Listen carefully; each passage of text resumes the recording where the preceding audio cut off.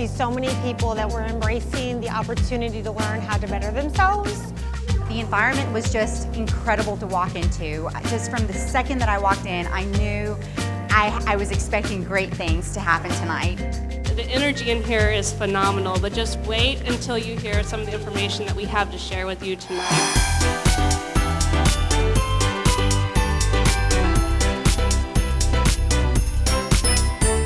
I really want everyone to take literally and figuratively a deep breath, because if you actually absorb what we're going to give you, it can actually change your life.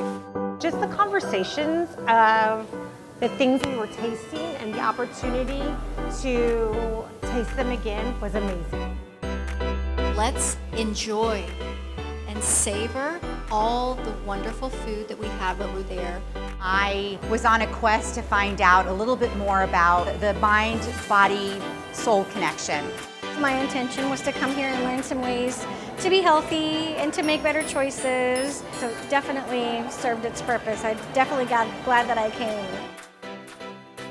Coming to a seminar like this does help refocus. It helps keep our thoughts in line so that we can do the best we can to take care of ourselves throughout the year.